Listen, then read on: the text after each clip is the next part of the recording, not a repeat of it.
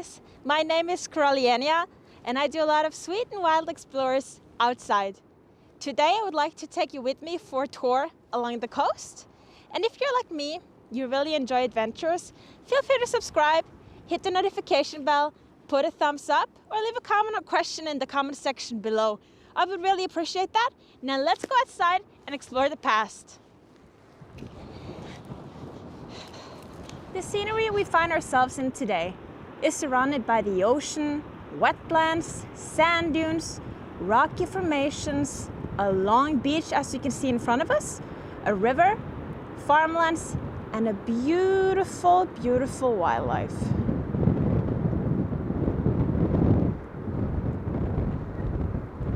So what could we possibly find here in the middle of nowhere? Could the past even be visible from here? Let's go check it out.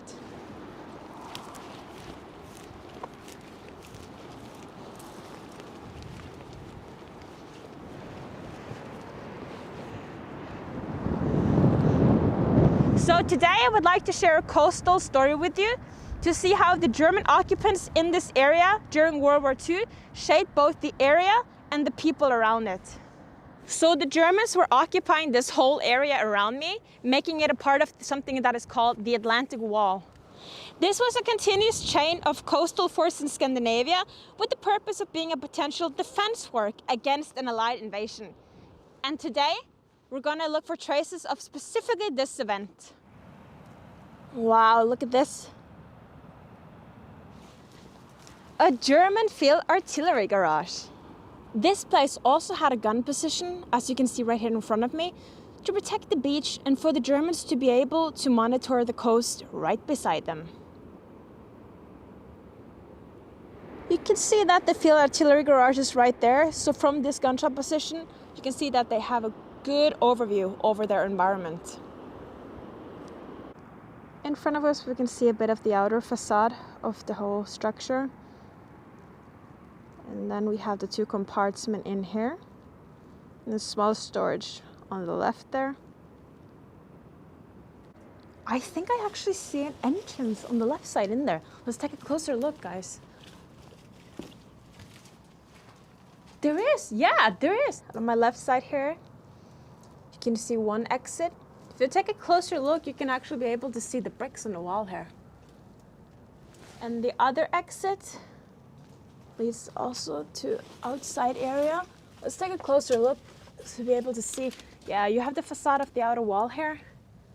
That is interesting. Wow, look at that tunnel. Let's check it out.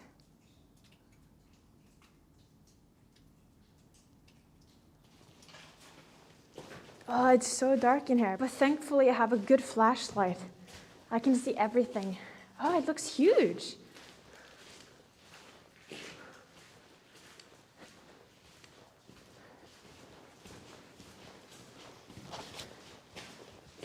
You think there would be a lot of echo in here? Cuckoo! Oh, I just see a lot of sand here. And I get so much water in my head because all the water is dripping from the roof above me. But I'm interested in seeing if it goes actually further in there, so let's check it out. Okie dokie dokie, we just need to pass through here, passing through, getting through. Okay, look everybody, oh my. Woo, this is a bit hard. You all see this? This is bricks. And I actually heard a story about that on the other side of this brick wall, there might be a house. And the bunker, or the parts of the bunker, might continue under the basement of this house. Quite interesting, but we can't get anywhere, so we need to get down again. It's time to get out.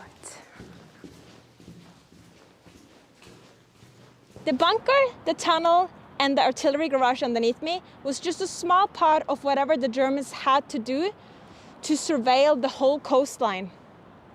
Now let's go check something else.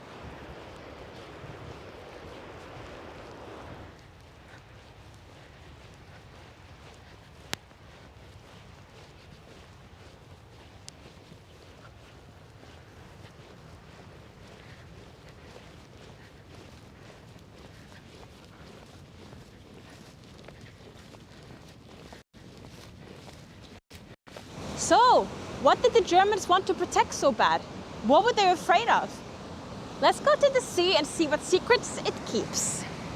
Isn't this fresh, guys? We're now standing here looking at what the Germans feared the most. An attack from the ocean by the Allies. Look at those massive waves. Holy moly. The bottom of the sea right in front of us is actually very shallow for a longer stretch. The Germans were worried that their enemy could invade this place, either by tanks or amphibious vehicles reaching the beach right in front of us. So how did the Germans then protect themselves from this great threat from the sea? Come on and I will show you.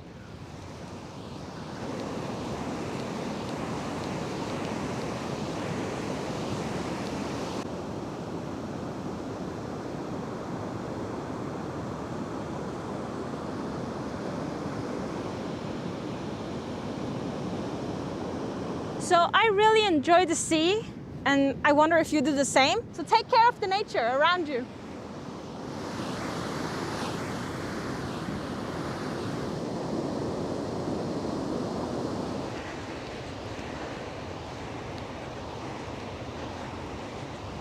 We need to walk a bit before we get to our main destination.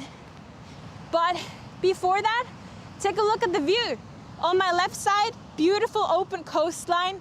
On the right side, wetlands, farmland, beautiful wildlife, especially bird wildlife. It's amazing. And here you can see some characteristics of the huge wet mark straight in front of us.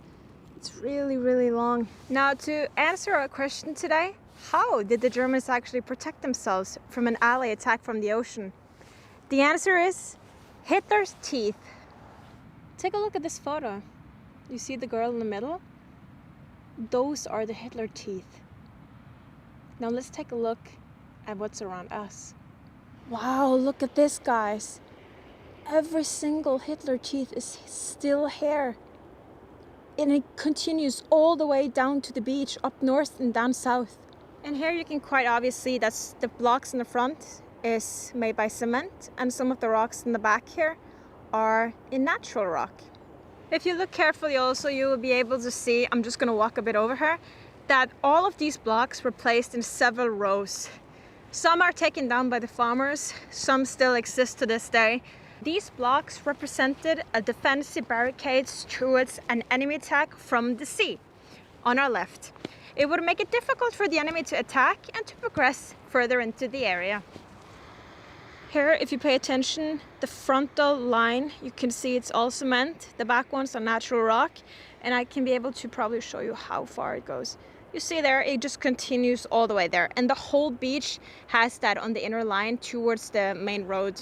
Wow, look at this photo. German officers in front of the cement blocks. And look what's in front of us. The same blocks. Amazing. Look at this. Another overview showing all the teeth in the front and everything in the back near the road. How amazing that would be, and how hard it would be to make that.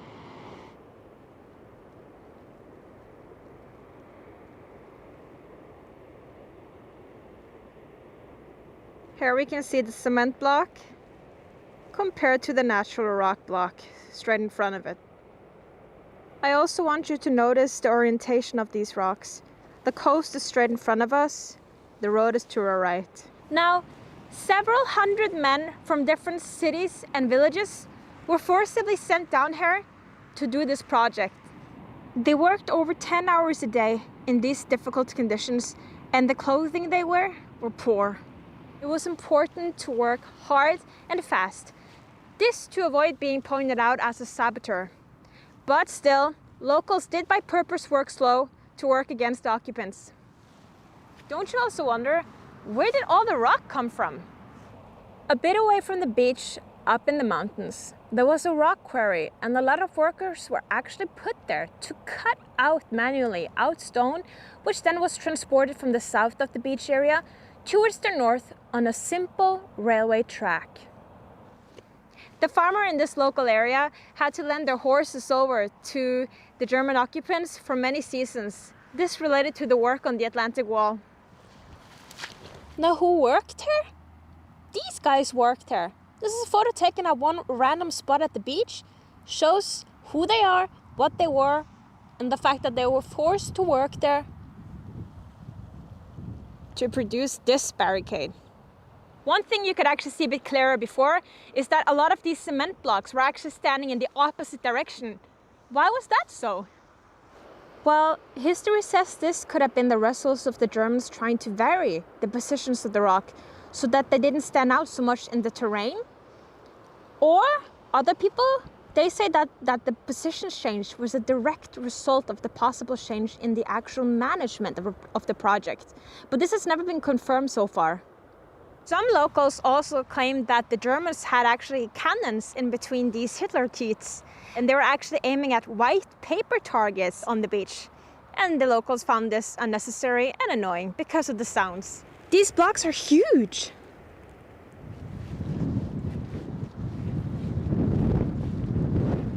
Look at this. The water from the wetlands is making this small river actually becoming over-flooded, and it's overflowing into the ocean. Beautiful. So, just a small reminder, I have many more wild adventures on the menu, and if you want to take a part of that, feel free to subscribe, hit the thumbs up, hit the notification bell, leave a comment or question in the comment section below, and I would really appreciate that. Now let's continue our walk. So the occupation forces saw this area as highly valuable regarding transport overseas with respect to war material and war personnel. Now let's see what more stuff this place actually hides. A lot of German warships went down outside of this coastal area right in front of us. Since their enemy did not enter by land, the Allies often sent bomb planes that targeted a lot of the German war machines. Either they were traveling single or in a convoy, if they were warships or transport ships. Now it also makes more sense why it was so important for the Germans to finish off their coastal barricade project. And some of these coastal defenses also included infrastructures as bunkers, artillery fields, gunshot positions, radar stations, listening stations, everything. Now we're walking through a lot of farmlands because I'm going to show you something really extraordinary. Wow, look at this! This is a Panzersperr, which is a huge blockade made by the Germans and the locals in rock to barricade any threats from the sea. It's so long, it continues even further down there. It's huge. Oh wow, look at this, we're on top of it now. Look how wide it is. The forest area and civilization is on my right side here. And in front of me you can still see it here. And it was supposed to protect the Germans, the occupants, from any Allied attack up there from the coast. You can also see where I'm stepping that this structure was mostly made out of nature rock. A bit further up, the Germans built a big and long embankment. This is an old photo taken of the embankment where a German officer is inspecting the local people's work on this embankment. And right now, we're in the middle of the whole thing. The whole structure was supposed to be 8 to 10 meters deep. And the purpose of it was to prevent tanks and cannons passing through. On the outside of this, and also along the whole beach and further up north, they placed a wide mine belt. Sources say that the Germans placed about 9,800 mines in this area. Can you believe that? The Germans also prioritized other structures as well. A bit in front of us, we can see an area with the field artillery, and there are some spots there for machine gun points near the bunker that is probably positioned in the middle there.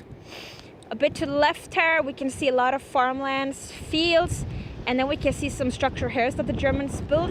And near the sand dunes, there's actually a panzer gun or an anti-tank gun. and more towards the left here we can see the whole coastline and the open landscapes. Wow, look at that. Look at this. There's actually an entrance here. Maybe we can check that out with the flashlight. Doesn't look like too much, but this is the roof, the entrance, a bit of the stash on the side here, probably a mix of local people's trash, but also the old days. So yeah, they were making it quite comfy in here. And this is just a view over the other entrance that we just went into. Super small room. And that's the outside. Now I'm just gonna enjoy a cup of coffee because the weather is really bad outside and I'm lucky to be inside of this bunker right now. And up until this point we have seen how the Germans have made different structures to make barricades towards a potential attack from the enemy from the sea or the coastline. And I'm also interested in one other question. How do you think the locals had it? How do you think they had to adapt? And how do you think their normal everyday to-day life was? Now the Germans were clearly visible in the community and they often used to live at schools, private homes, the prayer house and even the youth house. Now since groceries and food was under strict control during the war, both Germans and the locals in this local community, they often exchanged stuff like candy, food and materials. Now the atmosphere in the community could sometimes be a bit weird because there was a lot of uncertainty and insecurity amongst the locals, while sometimes even the Germans were unsure of which side they were on. There were also difficult times where the locals either got killed or died in mysterious manners. Now, some saboteurs from abroad had previously been killed during sabotage missions. Others had to surrender to Germans and were executed and buried in sand dunes at the south end of the beach straight in front of us. That's quite interesting.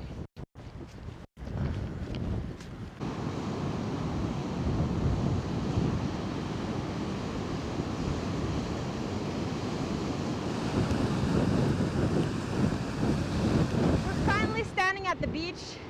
Well, aren't you also curious about what happened in the end? I am.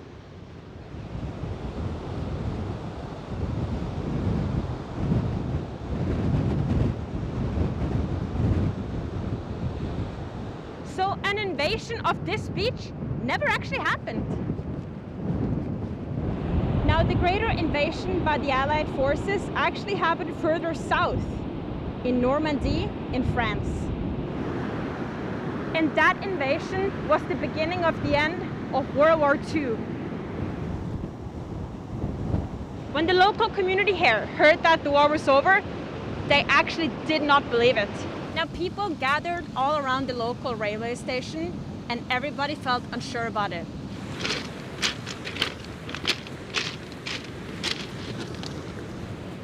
The Germans had locked away all their local people's radios, but the locals were smart and they actually broke into the railway station building because all of the radios was to be found there. So afterwards, once they heard the news on the radio, they could finally relax and know the war was finally over.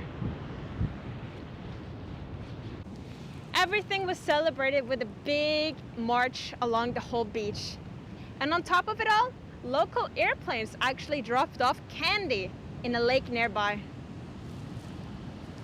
Now the same way the ocean is changed by its environment, the same way people change after war, for the better or the worse. I understand those people and I hope you do too, because at one point you are forced to get into a mindset of figuring out how to simply survive from day to day. But then also, who can you trust and who can you not trust? And then you have to adapt to a lot of pain and uncertainty.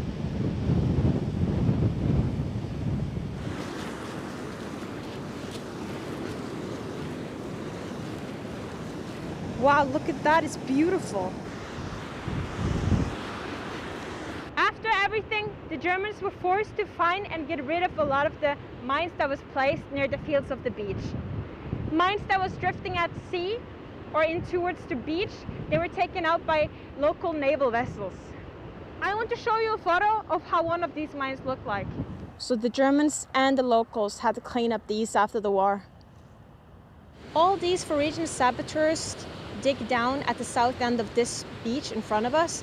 They were actually later dug up from the beach to be given dignified graves as war heroes. This is the actual photo showing that they're digging up the saboteurs that was buried at the south end of this beach. At that point, they got digged up again to get to their new burial places. So there you have it, history straight outside your doorstep. And there is so much more to explore. Until next time, thank you so much for joining me on this beautiful tour today. And feel free to subscribe, hit the notification bell, put a thumbs up, leave a comment or question in the section below. And I'm looking forward to have you with me for the next adventure. Until that time, always make sure to create small and big moments, and I will see you.